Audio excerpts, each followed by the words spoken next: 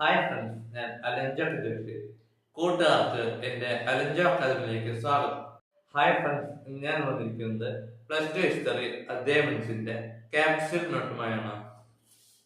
പ്രമേയം 5: സഞ്ചാരികളുടെ കണ്ണുകളിലൂടെ.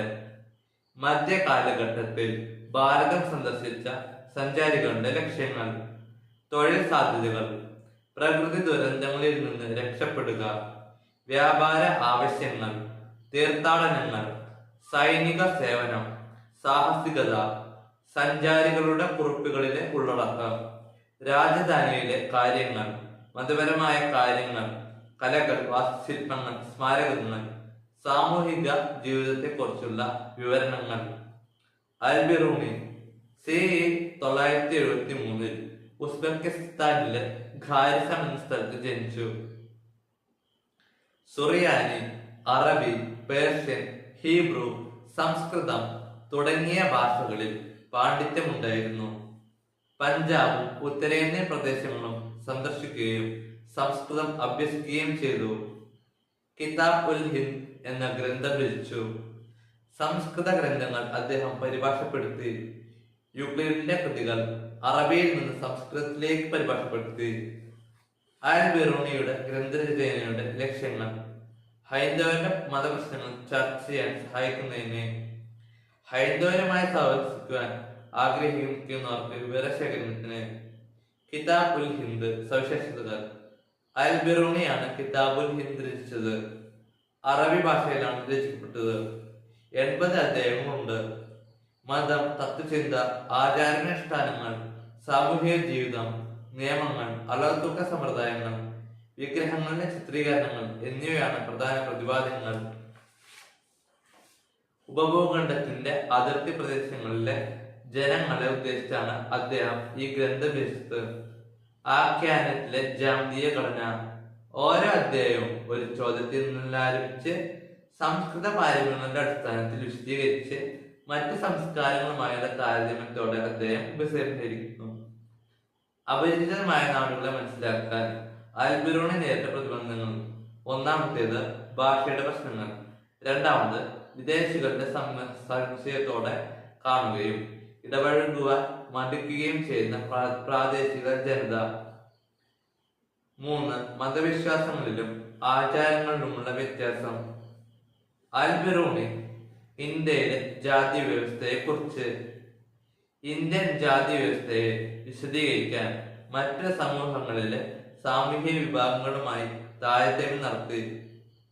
പുരാതന പേർഷ്യൻ സാമൂഹിക വിഭാഗങ്ങളുമായി ഇന്ത്യൻ സമൂഹത്തെ താരതമ്യം ചെയ്യാൻ ശ്രമിച്ചു.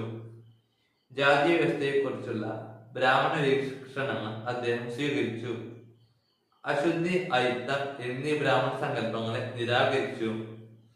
ഇന്ത്യൻ ജാതി വ്യവസ്ഥയിലെ തൊട്ടുകൂടായ്മ, സാമൂഹിക അശുദ്ധി എന്നിവ പ്രകൃതി നിയമങ്ങൾക്കെതിരാണെന്ന് അഭിപ്രായപ്പെട്ടു. ഇബ്നു ബത്തൂത്തയും റിഹ്ലയും: വടക്കേ ആഫ്രിക്കയിലെ മൊറോക്കോയിൽ നിന്നുമുള്ള സഞ്ചാരിയായിരുന്നു ഇബ്നു ബത്തൂത്ത. ഇസ്ലാമിക പണ്ഡിതനായിരുന്ന അദ്ദേഹം 1833 സിന്ധിലെത്തി. ഡൽഹിയിൽ മുഹമ്മദ് ബിൻ തുഗ്ലക്കിന്റെ ഖാസി അഥവാ ജഡ്ജിയായി സേവനമനുഷ്ഠിച്ചു.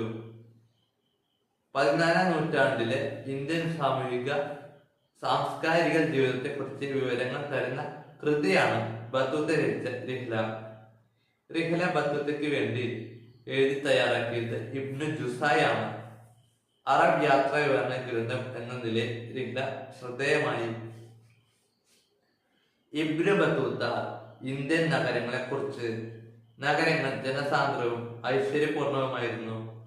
തെരുവീഥികൾ തിരക്കേറിയവയായിരുന്നു. വർണ്ണാഭമായ കമ്പോളങ്ങൾ ഉണ്ടായിരുന്നു. ഇന്ത്യയിലെ ഏറ്റവും വലിയ നഗരമാണ് ഡൽഹി എന്ന് അദ്ദേഹം അഭിപ്രായപ്പെട്ടു. ഡൽഹി, ദൗലത്താബാദ് എന്നീ നഗരങ്ങളെക്കുറിച്ചും വ്യാപാര പ്രവർത്തനങ്ങളെക്കുറിച്ചും വിവരങ്ങൾ നൽകുന്നു. ഇന്ത്യൻ നഗരങ്ങളിലെ കമ്പോളങ്ങൾ സാംസ്കാരിക കേന്ദ്രങ്ങൾ കൂടിയായിരുന്നു. മിക്ക കമ്പോളങ്ങളിലും ഒരു മുസ്ലിം പള്ളിയും ക്ഷേത്രവും ഉണ്ടായിരുന്നു. ഡൽഹി നഗരത്തിന്റെ വൃത്താകൃതിയിലുള്ള ചുറ്റുമതിലിനെ കുറിച്ച് വിവരങ്ങൾ നൽകുന്നു.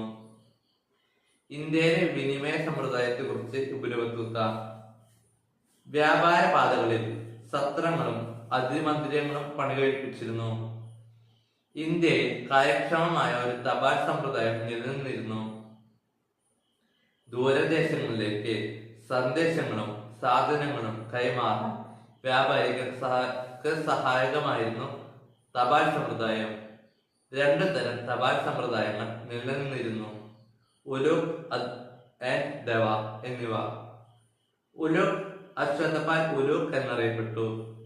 4 മൈൽ അകലത്തിൽ കുതിരത്താവളങ്ങൾ ഉണ്ടായിരുന്നു. ദവ കാലാൽ തപാൽ ദേവ എന്നറിയപ്പെട്ടു. 1 മൈൽ ദൂരത്തിൽ 3 താവളങ്ങൾ ഉണ്ടായിരുന്നു. Thank you.